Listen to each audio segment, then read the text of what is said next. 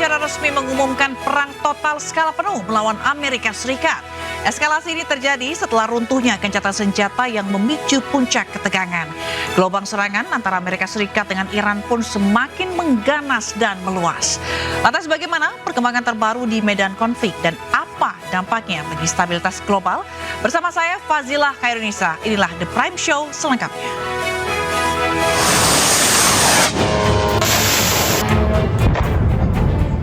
در مورد جنایت میناب هیچ شکی در مورد اینکه این اقدام وحشیانه توسط آمریکا عامدانه انجام شده وجود نداره. خودشون هم به خوبی میدونن. اما یک نکته ظریف رو در نظر داشته باشید. آمریکایی‌ها با برجسته کردن موضوع میناب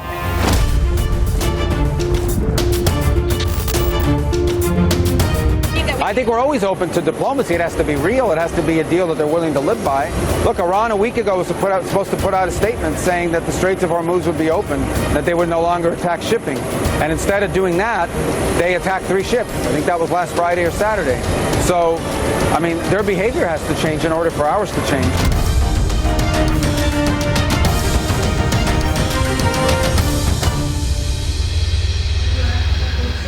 Pemirsa, Amerika Serikat dilaporkan kembali melancarkan serangan ke Iran. Serangan menghantam sebuah jembatan di Bandar Abbas.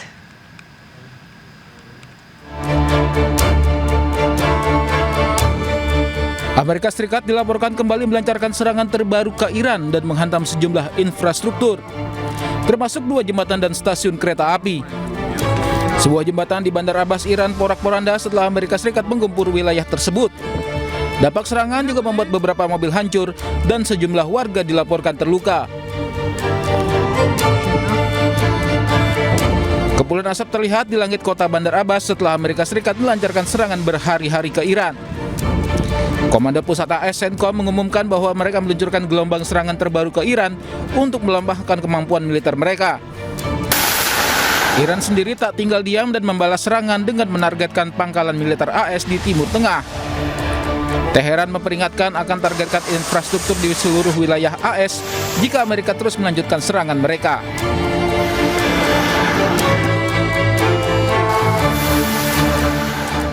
Kondisi di Selat Hormuz terus memanas. Kali ini Iran diduga menyerang kapal komersial Saudi yang mencoba melintasi perairan Oman. Beredar video di media sosial, salah satu kapal komersial milik Arab Saudi terbakar hebat di perairan Oman. Menurut laporan maritim awal dari UKMTO, ruang mesin sebuah kapal terbakar di 8 mil barat laut Khumzar, Oman. Dugaan sementara kapal terbakar akibat terkena proyektil.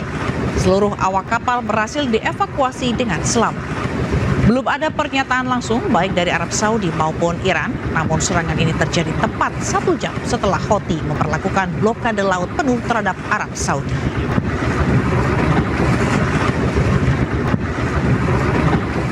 Iran terus melancarkan serangannya ke sejumlah situs-situs Amerika Serikat yang berada di kawasan. Iran menargetkan pesawat angkut militer C-17, pesawat komando dan rudal kendali.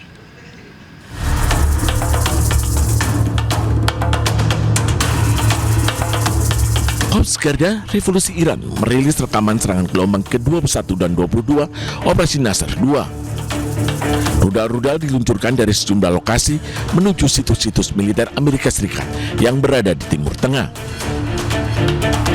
Iran meluncurkan sejumlah rudal berbahan bakar padat, Khaibar, Sekan, Zulfikar, dan Fateh. Rudal-rudal ini bertuliskan, siapapun yang mengganggu keamanan rakyat Iran, dirinya sendiri pun tidak akan aman. IRGC juga mengklaim menargetkan pesawat angkut militer C-17 AS dan kendali PX di Bandara Aqaba dengan rudal balistik. Tak hanya itu, Iran juga mengklaim sistem radar peringkat dini AS, sebuah gudang berisi peralatan dan suku cadang pesawat, serta sebuah hanggar berisi drone M9 Amerika di Kuwait juga menjadi sasaran. Serangan ini menandai kembali memanasnya hubungan antara Washington dan Teheran. Pasukan AS telah melancarkan gelombang serangan berturut-turut di seluruh Iran, sementara Teheran terus membalas serangan Washington. Juru bicara Kementerian Luar Negeri Iran menyatakan bahwa Teheran telah menerima usulan dari para mediator mengenai negosiasi dengan Washington setelah eskalasi terbaru dalam konflik dengan AS. Melalui Kemenlu, Iran menyatakan bahwa kesepakatan hanyalah tinta di atas kertas tanpa adanya komitmen. پیشنهادهای مطرح شده از طرف میانجی‌ها به ما اعلام شده، ما این رو دریافت کردیم، اما الان در مورد جزئیاتش من اجازه بدید که دیگه ورود نکنم، ولی اصل موضوع که در این روزها هم دستگاه دیپلماسی فعال بوده و هم ایده هایی از طرف برخی از میانجی‌ها به ما واصل شده، بله تایید. در مورد جنایت میناب هیچ شکی در مورد این که این اقدام وحشیانه توسط آمریکا عامدانه انجام شده وجود نداره، خودشون هم به خوبی میدونن. اما یک نکته ظریف رو در نظر داشته باشید، آمریکایی ها با برجسته کردن موضوع میناب در صدد الغای این پیام هستند که گویا هر جنایت دیگری که در 40 روز و بعد در همین ایام صورت گرفته حتما قانونی بوده. Sementara itu, Menteri Luar Negeri Amerika Serikat Marco Rubio mengatakan bahwa Amerika Serikat menyerang Iran atas perilaku Teheran di Selat Hormuz. Namun Amerika menegaskan terbuka kembali untuk diplomasi dengan Iran. I think we're always open to diplomacy. It has to be real. It has to be a deal that they're willing to live by. Look, Iran a week ago was supposed to put out a statement saying that the Straits of Hormuz would be open, that they would no longer attack shipping. And instead of doing that, they attacked 3 ships. I think that was last Friday or Saturday. So, I mean, their behavior has to change in order for ours to change. Well, they're not complying with it. I mean, the straits are supposed to be open, free of tolls, free of attack, free of all the things they're doing against these ships. So we can't have an MOU that's alive if they're violating the terms of it. What I will say is that the United States always remains open to a diplomatic solution. We've tried multiple times with Iran, and we'll continue to try. If that door opens, we'll be happy to see it open. Sirena meraung di kota Amman saat angkatan bersenjata Yordania mencegat serangan rudal Iran.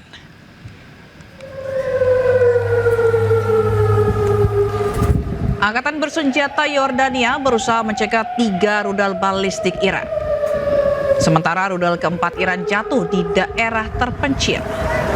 Kedutaan Besar Amerika Serikat di Amman mengklaim bahwa pihak berwenang mengevakuasi bandara dan pelabuhan internasional Aqaba.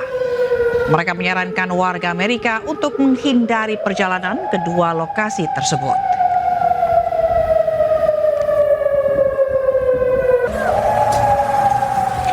Ancaman perang total digaungkan kedua belah pihak, baik Iran maupun Amerika. Lantas apakah perang total ini akan terbukti jika benar terjadi? Lalu apa dampak dahsyat yang akan terjadi ke depannya? Sudah hadir di studio pengamat Timur Tengah Tabrani Syabirin dan serta peneliti geopolitik Aisyah Kusuma Somantri. Selamat malam Bapak Ibu sekalian. Selamat malam, Mbak Zila. Senang di sini. Baik, terima kasih atas waktunya telah bergabung di The Prime Show. Kita ke Pak Tabrin. Pak Tabrin, Presiden Iran maksud kami ini mengumumkan akan perang total. Mungkinkah itu akan terjadi benar-benar perang total melawan Amerika Serikat? Ya, kalau kita lihat kan posisi Iran secara dalam eskalasi politik dalam beberapa minggu terakhir ini kan terdesak dia. Maka pilihannya ya perang total. Kalau dia tidak perang total, lalu alternatif yang mau dia pilih apa gitu. Karena sekarang serangan Amerika yang membombardir, kalau sebelumnya kan hanya sekitar di Selat Hormuz gitu. Sekarang dia sudah masuk ke ke Bandar Abbas, kemudian masuk jauh ke daratan Iran gitu.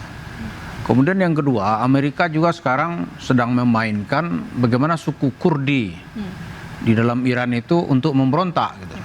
Karena itu dipersenjatai. Nah, berarti ini bukan hanya pernyataan politik ya, tapi juga yang mewakili semua rakyat Iran gitu untuk melakukan perang total ini menurut ya, Pak pilihan lain apa? Kan tidak ada pilihan sudah. Kalau dia perangnya masih terbatas ya dia siap-siap untuk jatuh dalam waktu yang mungkin tidak begitu lama gitu. Karena Amerika dalam semenjak tanggal 10 kalau tidak salah 10 Juli ini masih menyerang Iran gitu. Karena kalau kita lihat ya kalau tidak ada perang total, maka Iran akan kehilangan segalanya. Karena yang dituju oleh Amerika sekarang ini, buat sementara itu dia bukan mau membongkar senjata senjata nuklir atau peralatan yang ditakuti dari Iran, tapi dia ingin menguasai Selat Hormuz. Oke, berarti perang total ini akan menutup segala upaya negosiasi dengan Amerika berarti?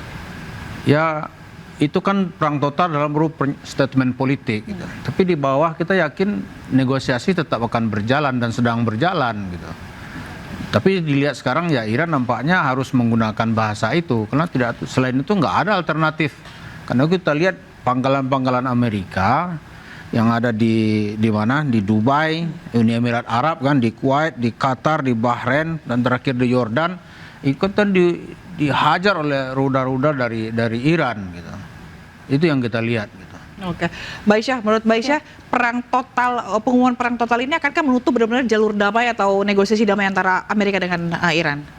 Ya, pertama kita harus lihat definisi dari perang total ini kan mengacu ke penggunaan seluruh elemen di dalam bernegara, termasuk diantaranya adalah ekonomi, lalu kita bicara juga tentang misalnya masyarakat ya, persepsi, psikologis, resources, dan masih banyak lagi. Dan saya kira selama ini apa yang dilakukan oleh Iran ini baru perang terbatas, betul. Nah, tetapi permasalahannya kalau sudah ada ya kalimat perang total, berarti ini secara menyeluruh mereka akan menggunakan seluruh sumber daya mereka untuk digunakan sebagai perang, khususnya untuk industri-industri yang sifatnya itu dual function, misalnya saja industri makanan, pangan ya, industri sipil untuk pembangunan dan lain-lain. Jadi semuanya itu akan dikerahkan untuk keperluan perang. Nah, yang menarik kita lihat di sini, sebenarnya perjanjian di tanggal 19 Juni kemarin itu secara ide masih mengambang. Ya, dalam artian sebenarnya dua negara ini masih menginginkan adanya perundingan di antara Amerika Serikat dan Iran. Dan saya rasa seluruh negara di dunia ini menginginkan damai, kecuali Israel. Ya, nah. Tetapi permasalahannya setelah terjadi kemudian ekskalasi yang dimulai dengan kemudian perbedaan pendapat ya antara Amerika Serikat dengan Iran terkait kemudian pasal kelima dari MOU tersebut, saya kira sekarang kedua negara itu sudah kembali terjebak di dalam yang namanya escalation trap. Akhirnya apa? Secara operasional MOU yang ditandatangan tersebut ini sudah tidak berlaku lagi. Jadi eskalasinya terus menaiki tangga eskalasi, meskipun sebenarnya kedua negara ingin sekali untuk melanjutkan diplomasi. Nah, saya kira sebenarnya yang perlu diwaspadai di sini ini adalah sebenarnya perbedaan pendapat di dalam negara domestik, baik itu di dalam Iran maupun di dalam Amerika Serikat sendiri. Kita lihat sebenarnya di Amerika Serikat dari segi Kongres ini mendukung sekali untuk menghentikan perang, dibuktikan dengan ditandatangannya War Power Resolution kemarin. Nah, akan tetapi kemudian kita lihat Donald Trump ini kan masih didukung oleh politisi hawkish Amerika, terutama sponsor-sponsor politiknya yang masih sangat dekat dengan Zionis Israel di sana. Ini menyebabkan sebenarnya Donald Trump ini perlu mengambil sebuah posisi yang win-win solution, di mana dia harus mengamankan sebenarnya kemenangan simbolik yang bisa diklaim sebagai hasil dari perang ini ke publik Amerika Serikat. Jangan sampai legacy yang kemudian dimiliki oleh Donald Trump itu dikenal sebagai seorang presiden yang tidak bisa menyelesaikan perang yang dimulainya. Oke, baik. Tapi bagaimana kekuatan Iran untuk jor-joran ini melawan Amerika? Jangan dijawab dulu, Baisyah, karena kita harus jeda terlebih dahulu. Pemirsa jangan kemana, tetaplah di The Prime Show.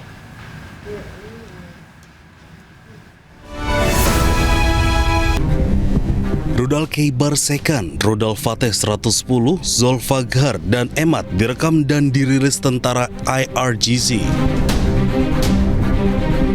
Rudal-rudal ini ditujukan untuk menyerang pangkalan militer Amerika di kawasan Timur Tengah. Tentara IRGC meluncurkan serangan gelombang 21 dan 22 Operasi Nasr II. Mereka menyebut serangan ini merupakan serangan taktis presisi. Sebelumnya, rudal-rudal Iran telah menargetkan kamp Udairi dan bangunan tentara Amerika di Pangkalan Udara Kuwait. Komando Pusat Amerika Serikat atau CENTCOM mengumumkan gelombang serangan baru terhadap aset militer Iran pada hari Minggu. Serangan rudal dan jet tempur Amerika Serikat menargetkan pertahanan udara, pengawas pantai, maritim, serta peluncuran rudal dan drone Iran.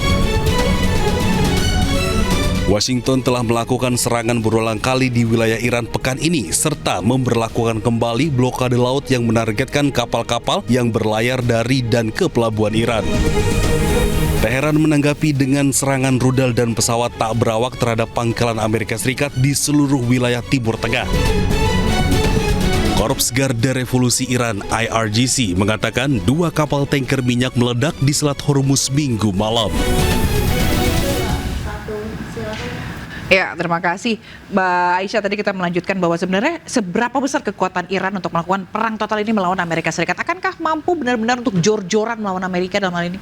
Baik, kalau kita lihat sebenarnya Iran ini resilience karena buktinya dia sudah diembargo selama kurang lebih 40 tahun tetapi sampai sekarang dia masih berdiri.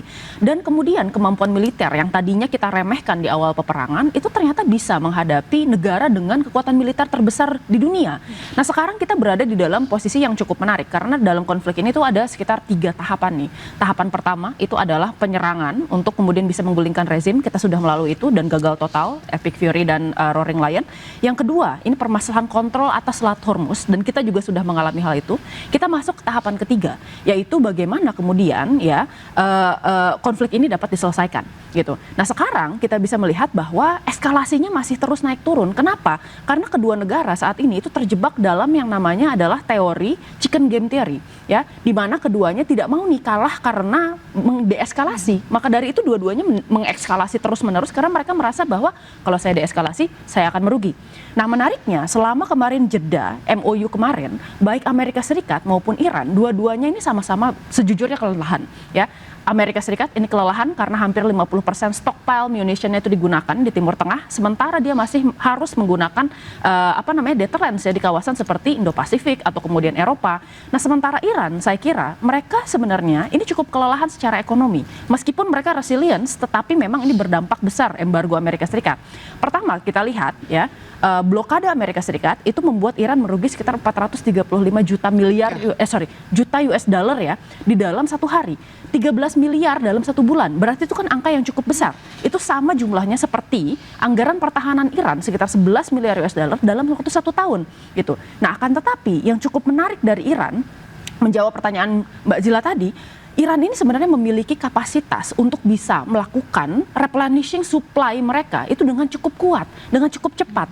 Kenapa? Karena kalau kita lihat misalnya saja produksi dari drone Shahid 136 ya dalam 1 bulan dia bisa menghasilkan sekitar 50 sampai 100 model gitu dan itu sebenarnya angka yang cukup besar. Sekarang kita lihat dari Amerika Serikat, mereka membutuhkan waktu kurang lebih 4 tahun untuk bisa memproduksi dengan skala penuh di awal perang ini. Itu kan sebenarnya kemampuan yang sangat berbeda jauh. Nah, sekarang kita lihat sebenarnya Iran sendiri ini sudah lama dihajar Amerika Serikat untuk menerima punishment dalam artian apa? Dilemahkan itu kekuatan-kekuatan ekonominya, termasuk diantaranya adalah menghilangkan kemampuan mereka untuk bisa beroperasi sebagai masyarakat modern dengan menghancurkan pabrik petrokimia, jembatan, lalu fasilitas publik ya, kemudian pembangkit listrik dan lain-lain. Jadi yang sebenarnya diincar oleh Amerika Serikat adalah mencoba untuk memiskinkan Iran, menghilangkan kapasitas Iran untuk bertahan sehingga Iran kembali ke meja perundingan. Jadi kita sebut namanya adalah coercive diplomacy. Nah, akan tetapi yang perlu kita waspadai, tadi kita bicara tentang domestik di Amerika Serikat. Lalu kemudian sekarang kita bicara juga tentang domestik di Iran. Karena sekarang sudah mulai ada perpecahan antara kubu progresif dengan kemudian kubu konservatif yang kemudian dipimpin oleh Mojtaba Khamenei. Tapi Mbak Aisyah, kalau kita lihat strateginya Iran ini cenderung menyerang begitu ya negara-negara teluk, bukan armada dari Amerika Serikatnya sendiri. Iya, karena kita melihat bahwa Iran ini saat ini memiliki banyak sekali kemudian rudal, tetapi yang paling banyak stokpilnya itu adalah yang jangka jarak dekat dan kemudian jarak menengah. Kita bisa melihat sebenarnya rudal Iran ini menarik karena pertama, ternyata tidak ada yang menyangka bahwa pertama, cost trap strategi yang dilakukan oleh Iran itu bekerja dengan menembakkan begitu banyak drones untuk menghalau Iron Dome dan kemudian sistem pertahanan dari negara-negara tersebut. Dan ternyata rudal Iran ini dia memiliki proyektil yang bisa berubah-ubah gitu ya, terutama misalnya kita bicara tentang Sejil gitu. Nah, menarik di sini kita melihat bahwa Iran menganggap bahwa base-base Amerika Serikat itu merupakan representasi dari Amerika Serikat. Tetapi ini juga merupakan bentuk deterrence dari Iran. Bahwa setiap kali Amerika Serikat menyerang 1 kali lipat, maka Iran akan membalas 1,5 kali lipat. Bahkan yang terbaru ketika kemudian pangkalan-pangkalan yang ada di Qatar, lalu di Kuwait, lalu kemudian ada di Bahrain, itu sudah rendered incapable dan kemudian rusak parah. Nih kita tahu bahwa ada beberapa fasilitas yang sebenarnya dipindahkan ke Jordania.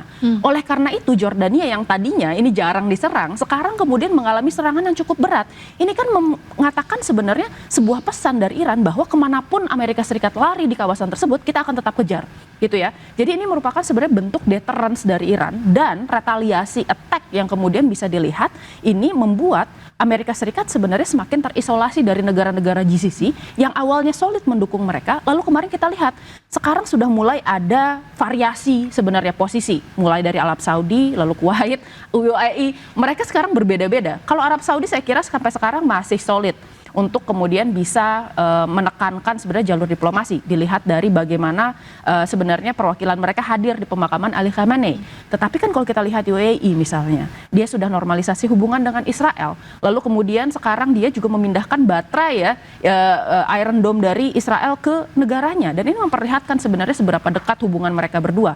Belum lagi misalnya Oman yang sampai sekarang itu dekat dengan Iran juga dan berusaha untuk bernegosiasi. Mungkin ini Bapak bisa menjelaskan lebih lanjut karena keahliannya di Timur Tengah. Tapi yang kita lihat sekarang ini semakin kompleks, dan negara-negara Arab Teluk ini berusaha untuk menahan diri agar tidak sampai menjadi belligerent atau pihak yang bertempur dalam peperangan Amerika Serikat, Iran dan Israel ini. Baik, kalau Pak Tabrani sepakat dengan Mbak Aisyah atau ada catatan sendiri? Gini ya, kita lihat itu sebenarnya kalau meja perundingan kembali dipaksakan gitu, itu kan banyak sekali sayap-sayap Iran yang mulai dipatahkan. Misalnya sayap politiknya di Hamas, di Hizbullah gitu. Hizbullah itu kan sekarang sedang dibuat satu kondisi. Presiden Lebanon kan sudah meminta kepada Iran untuk tidak terus-menerus campur tangan dalam urusan Lebanon gitu. Jadi Iran disuruh pulang. Nah, sekarang Hizbullah itu supaya terjadi perdamaian dengan Israel, salah satu syarat dari pemerintah Israel kan Hizbullah harus dilucuti senjatanya. Sekarang yang akan melucuti senjatanya itu diminta itu pemerintah Syria gitu. Karena di sini Umar Syara itu ya, dia kan ada bertemu di situ, ada sakit hati orang Syria ketika rezim Assad itu kan katanya hampir 500.000 orang Sunni Syria itu menjadi korban ya. Kalau dilihat itu pelakunya saat itu tuh adalah pasukan Hizbullah gitu. Nah sekarang bertemulah suatu kondisi, jadi kepentingan Amerika, Lebanon, Syria, Israel itu bertemu gitu. Bagaimana melucuti senjata Hizbullah gitu. Nah kalau ini terjadi, Hizbullahnya kan nggak mau dilucuti, karena di situ banyak juga mantan-mantan pasukan Bashar al-Assad itu, serangkan larinya ke Lebanon Selatan itu. Jadi itu satu. Ini kalau situasi ini Iran tidak mengajak perang total, dia sudah akan kalah di Lebanon Selatan gitu. Kalau terjadi perdamaian, maka proksi Iran di Hizbullah ini sudah nggak ada gitu. Sekarang tinggal satunya proksinya lagi itu di Houthi Yaman gitu. Kita kira Houthi nggak akan berani menutup Selat Hormuz, Babul Mandab gitu.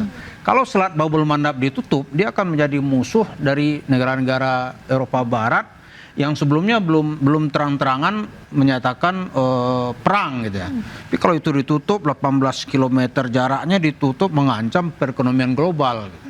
Kalau Selat Hormuz ditutup, itu kan ada tutup, buka, tutup begitu kan. Harga minyak naik, turun, naik gitu. Tapi belum semua negara merasa terancam gitu. Tapi kalau Selat Babul Mandab yang ditutup, semua negara akan terancam. Jadi kita lihat lama-lama kemampuan Iran ini ya, karena dia lama di embargo ya, di embargonya lama sekali gitu. Kemudian membuat dia tuh sulit secara ekonomi itu setelah Selat Hormuz ditutup total oleh Amerika gitu. Berat sekali dia. Karena makanya juga udah ke ASEAN sekarang kan ya. Iya, berat sekali dia. Karena itu ya yang diserang itu ya yang seperti tadi itu yang rudal-rudalnya jaraknya itu yang menjangkau negara-negara di seberang laut mereka gitu. Lalu kalau ini berkepanjangan, kan sekarang Uni Emirat Arab kan juga sudah menandatangani kerjasama memproduksi rudal drone murah gitu yang diproduksi oleh Ukraina. Kan Ukraina kita lihat berapa waktu lalu itu bisa menembus Moskow kan, drone murah gitu.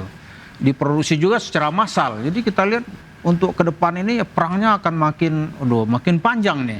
Karena produksi Iran itu drone rudal tuh banyak sekali dia punya ternyata. Banyak sekali. Lalu kita melihat bagaimana dampaknya nanti terhadap negara-negara lain atau dampak global dari perang berkepanjangan ini. Tapi jangan dijawab dulu Pak Tabrani karena kita akan jeda terlebih dahulu. Pemirsa jangan kemana-mana, tetaplah bersama kami.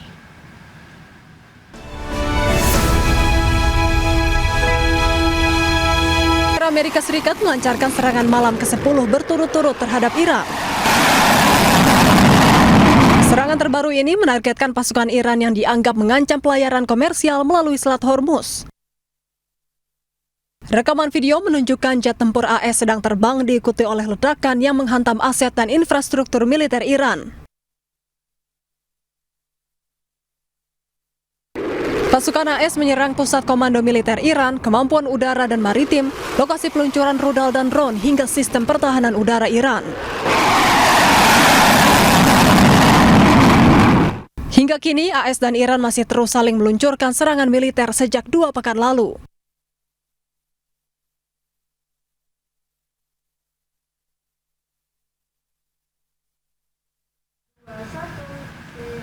Ya, Anda kembali bersama kami di The Prime Show. Pemirsa, kita lanjutkan perbincangan Pak Tabrani. Kalau tadi kita melihat bahwa perang yang berkepanjangan, tadi Pak Tabrani bilang juga memprediksi bahwa perang ini kan masih sangat panjang, masih sangat lama. Nah, dampak global apa yang akan dirasakan oleh negara-negara, khususnya juga di Indonesia sendiri? Ya, kalau dampak global tentu secara ekonomi yang terasa ya. Ekonomi itu harga crude oil itu kan, itu kan akan sangat mahal ya. Kalau sekarang itu kan udah lebih 100 kan.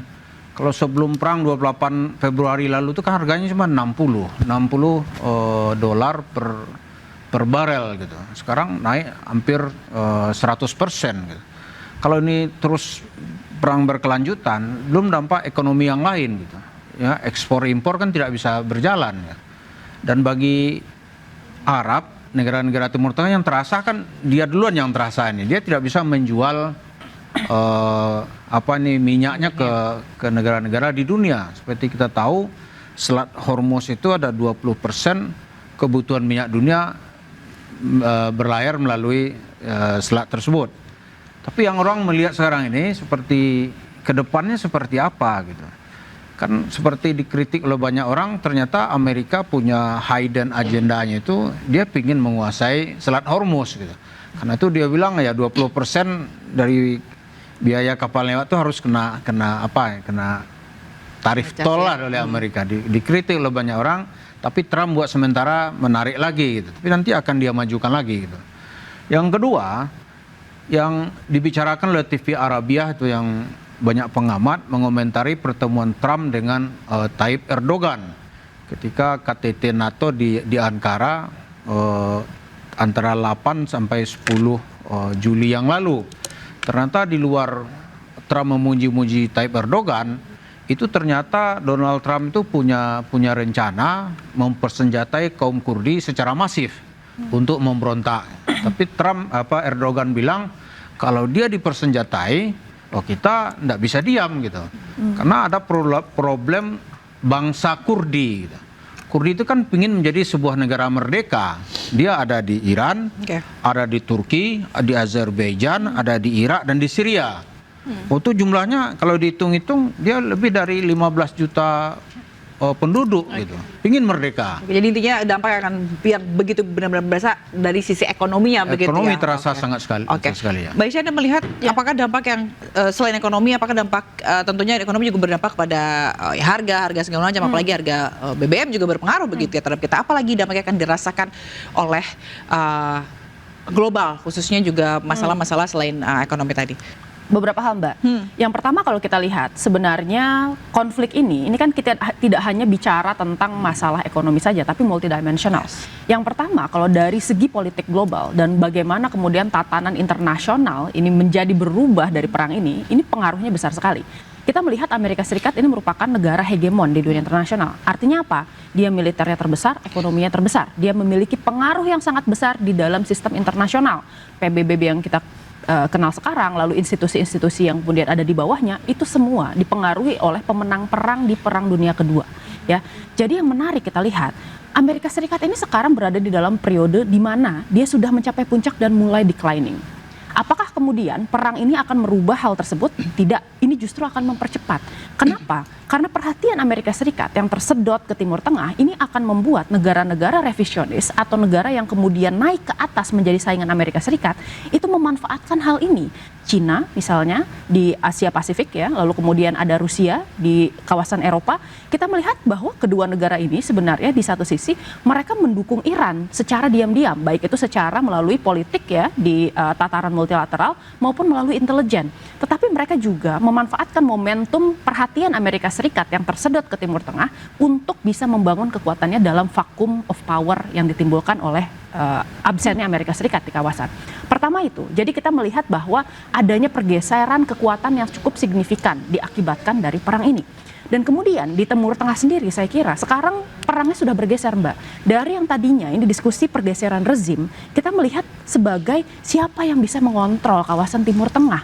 Berarti kan kita membicarakan mengenai siapa yang pada akhirnya bisa emerge atau muncul sebagai great power baru. Karena kemarin kita bicara bahwa oh ya great powernya ada beberapa, Israel, lalu kemudian Arab Saudi dan Iran. Kalau misalnya sampai Iran memenangkan perang ini secara strategik, maka dia akan menguasai Selat Hormuz sesuai dengan apa yang kemudian sudah ditandatangan dan diinginkan Iran di dalam MOU kemarin, dan dia akan mengontrol sekitar 20% dari total perdagangan minyak dunia. Tapi mungkin Kak Iran akan menang secara strategis? Mungkin sekali, karena kalau kita lihat sebenarnya secara strategi sekarang Amerika Serikat sebenarnya tidak memiliki keunggulan tertentu, karena apa yang kemudian diinginkan Iran, pertama dia membuka pintu-pintu dari negosiasi mengenai hal-hal yang tadinya tertutup, lalu karena ada perang ini dia mendapatkan keuntungan apa saja, misalnya terkait dana foreign fund Iran di luar negeri, lalu kemudian kita bicara tentang misalnya masalah ganti rugi, ini tidak hanya masalah perang, ganti rugi perang, tetapi ganti rugi ketika pertama kali embargonya ini dilaksanakan oleh Amerika Serikat. Lalu kemudian kita juga bicara mengenai penghentian perang di seluruh front Timur Tengah. Itu kan hal-hal yang sebenarnya sebelumnya belum pernah ya bisa dinegosiasikan Iran melalui forum lain gitu. Pertama itu, Mbak. Lalu yang kedua, selain mengenai masalah struktur dunia internasional, kita juga bicara tentang bagaimana sekarang ini ada beberapa tahapan mengenai masalah ekonomi. Tadi betul yang disebutkan oleh Pak Tabrani itu adalah tahapan pertama, ketika semua harga itu naik, ya. Tapi kemudian kita lupa kalau misalnya seandainya perang ini terus-menerus berlanjut, tahapan selanjutnya setelah kenaikan harga ini adalah kelangkaan. Ini yang nanti akan berpengaruh terhadap tidak hanya kemudian stabilitas politik, tetapi juga kemudian keamanan domestik di negara-negara yang ada di Asia, Eropa maupun di Timur Tengah. Nah, pertama kita melihat ini ada energi yang merupakan kunci dari pembicaraan kita selama ini. Tapi ada beberapa bahan-bahan lainnya yang kemudian menjadi bahan kritikal yang seringkali kemudian kita luput dari diskusi di muka umum. Pertama kita bicara tentang pupuk. 30% dari pupuk khususnya urea ya, nitrogen based fertilizer itu berasal dari Selat Hormuz. 50% lainnya dari mana? China. Setelah perang ini berlangsung, China menolak untuk kemudian bisa memberikan ekspor dari pupuknya tersebut. 30% tertahan di Hormuz, 50% tertahan di Cina. Kita pupuk ini masih sangat bergantung terhadap impor. Jadi bayangkan kalau misalnya tanpa pupuk petani-petani akan gagal panen, dampaknya apa? Kelangkaan pangan. Lalu yang kedua, kita bicara tentang helium. Helium ini merupakan byproduct dari LNG dan kemudian digunakan di dalam produksi dari semikonduktor. Kalau misalnya semikonduktor ini tidak bisa terus diproduksi, khususnya untuk negara-negara Asia Timur seperti misalnya Korea Selatan, lalu kemudian Taiwan, kalau misalnya ini berhenti diproduksi, maka kemudian teknologi bubble dan khususnya AI bubble yang sekarang sedang menjadi primadona di Amerika Serikat, ini kemungkinan besar akan pecah. Karena dalam 1 tahun, kemungkinan besar mereka membutuhkan sekitar 10.000 gigawatt untuk bisa menopang hal tersebut. Jadi menarik banyak hal yang kemudian bisa berdampak. Jadi tidak hanya ekonomi, tapi dari segala keamanan juga berpengaruh begitu ya. Oke, tadi menarik soal strategi yang kemungkinan bahwa Iran, kalau kita melihat perbandingan antara kekuatan dengan Iran begitu ya, tapi Mbak Isa bilang Iran mungkin saja akan menang melawan Amerika dari sisi strateginya. Benar nggak Pak Tabrani melihat itu? Dan di samping itu juga ada fiksi-fiksi yang berbeda pendapat gitu ya? Ya, dalam strategi militer itu ada rumusan gini, ketika satu bahan kimia dicampur dengan bahan kimia lain itu hasilnya cenderung di luar prediksi yang mencampur tadi gitu. Amerika mungkin mula-mula itu melihat perang dengan Iran ini dengan mudah akan dimenangkan. Seperti Trump menjanjikan itu paling ya 15 hari lah gitu. Ternyata sampai sekarang sudah berapa bulan kan? Sudah 4 bulan perang tidak bisa dimenangkan gitu. Kemudian ada juga dari Iran gitu. Dari Iran itu dia menginginkan kan peta politik Timur Tengah itu ditulis oleh negara yang menang perang pasca Perang Dunia Kedua. Karena itu ada berbagai kerajaan di situ, ya kan? Lalu pada tahun 1990 Saddam Hussein menolak peta itu gitu. Maka dia masuk ke Kuwait karena melihat Kuwait itu bagian dari provinsi Basrah gitu. Ini tahun 60 masih provinsi kami ini gitu. Ternyata sekarang menjadi negara sendiri, diambil gitu. Ternyata ditolak oleh Amerika dan sekutunya gitu. Nah, Iran sekarang sama pikiran seperti itu. Ini negara-negara Arab ini raja-raja ini nggak berhak nih jadi penguasa di sini. Kami dong yang berhak gitu. Karena itu tujuan sebenarnya sebelum dia berhadapan dengan Israel, dia akan membereskan kerajaan-kerajaan yang ada di Khalij itu, di Teluk gitu. Itu dulu gitu. Jadi pertarungannya itu akan masih panjang. Nah, sekarang problemnya mungkin nggak Iran memenangkan. Ya, chance-nya untuk Iran menjadi penguasa Timur Tengah tadi kata Mbak dari Aisyah. sisi sekarang ini belanja militer gitu. Itu kan belanja militer Iran itu hanya antara 18 sampai 20 miliar US dollar. Sementara Amerika tahun 2026 ini disetujui oleh Senat Amerika itu kan belanja militer Amerika itu 1,5 triliun US dollar. Jadi jauh sekali gitu. Kalau dilihat dari sisi anggaran begitu ya sulit Iran akan memenangkan. Tapi kan ada juga ya pertarungan itu menang tanpa bertempur kan juga. Ada orang kalah tanpa bertempur. Misalnya Napoleon masuk ke Rusia gitu. Napoleon masuk ke Rusia kan kalah. Iya kan? Sehingga akhirnya Prancis saat itu bahkan Napoleon sendiri sampai tertangkap dibuang ke Pulau Elba gitu. Jadi dia nggak berperang masuk Rusia itu kalah. Padahal pasukannya yang dibawa saat itu lebih dari 800.000 pasukan. Jumlah yang sangat besar di saat itu gitu. Sekarang pun kalau 400.000 juga besar gitu. Jadi kita lihat perkembangannya masih terus terjadi ya, saling jual beli serangan masih terus terjadi nih. Walaupun secara real sekarang ini angkatan udara Iran ya tidak mampu mengantisipasi serangan dari pesawat tempur Amerika. Begitu juga angkatan lautnya boleh dibilang sudah lumpuh, mungkin separuh kekuatannya sudah habis ya. Karena itu dia nggak bisa mempertahankan kalau Amerika menggunakan 2 jalur itu. Baik, oke. Kalau kita lihat tadi bahwa Mbak Aisyah bilang mungkin saja Iran akan menang dengan dari sisi strategi, tapi Pak Tabari juga melihat bahwa Iran akan sedikit susah begitu ya untuk memenangkan Amerika. Tapi yang pasti dampak ini akan sungguh terasa begitu, tidak hanya ke menang atau kalah Iran, dampak perang ini juga akan berdampak gitu ya buat global nanti. Terima kasih Mbak Aisyah, pengamat Timur Tengah Tabrani Syabirin, dan juga peneliti geopolitik Aisyah Kusuma Somati telah bergabung di The Prime Show. Terima kasih, salam sehat selalu Bapak Ibu, terima kasih, selamat malam. Terima kasih. Dan pemirsa jangan kemana-mana, kita akan kembali usai jeda berikut ini, tetaplah bersama kami.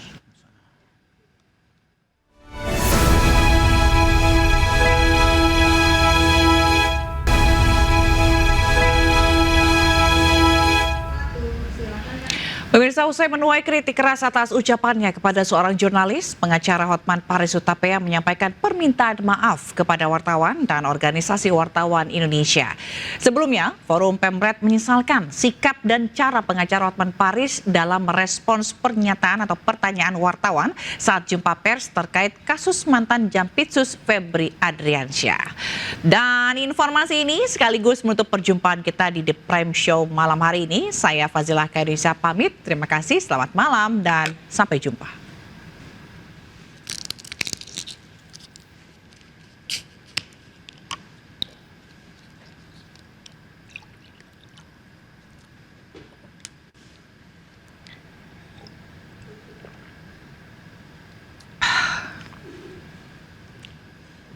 Nah, kalau kau punya otak, lu tahu jawabannya.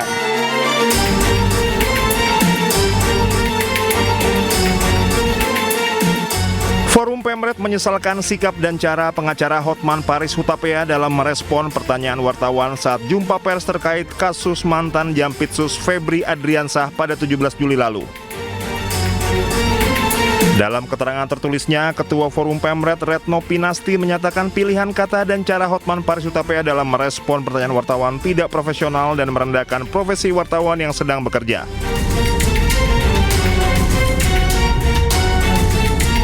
Retno mengingatkan bertanya merupakan cara wartawan mengonfirmasi dan menggali keterangan narasumber. Hal itu sebagai bagian proses kerja jurnalistik dan disiplin verifikasi yang profesional dan dilindungi undang-undang.